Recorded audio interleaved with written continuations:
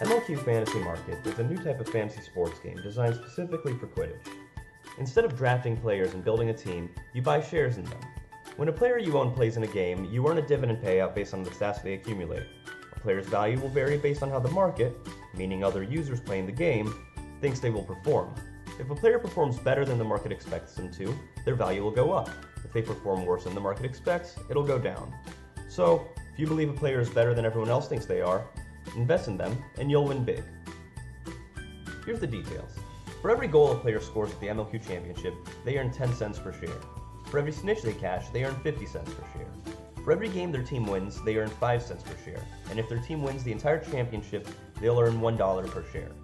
There's a slight randomly determined difference between the price a share can be bought at and the price it can be sold at. This is the bid-ask spread. The participants with the highest returns on the leaderboard will win Quidditch memorabilia from past years. 50% of all profits from the site will be given to MLQ. 20% of that will go to the league, 15% will go to the players, and 15% will go to the teams. The proportion a player/team gets will be based on the percentage of revenue generated by that player/team. That means that the more you trade shares of a player or team, the more money they'll end up receiving. Now let's look a little bit at how the website works. On the leaderboards, you can see where you rank compared to everyone else playing the game. The rankings are based on returns to date, which is a look at the percentage you have increased compared to the amount you put in.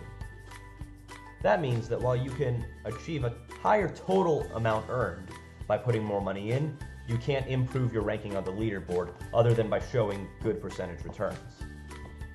In addition to the overall leaderboard, you can also create individual leagues to compete with your friends. To add a league, click the Add League button, enter a league name, and click Submit. Once you've created that league, you'll have to join it as well. Select the league, click Submit, and you've joined it. If you're wanting to join someone else's league, you can see the list of all the leagues here, and click the Join League button. Select the league you want to join and click Submit. If you click on the details of the league, you can see where everyone who's a member of that league is ranked. Sort by returns to date and you can see who's winning. Here's how you trade players.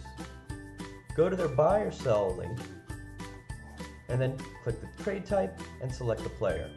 It's kind of annoying that you have to do this, but it's the only way to make the back end of the system work. If the player that you want is not on this drop-down menu, click the second Submit button below. This will add them to your portfolio. Once you've clicked that button and added them to your portfolio, refresh the page, and you should be able to trade the player. Click the trade type that you want, and then the player's name on the drop-down list. Click Submit. Now that you've bought or sold one share of the player, you can buy or sell additional shares by refreshing the page and entering it again. It is annoying that you can only buy or sell one share at a time, but it's the only way to make the back end of the system work.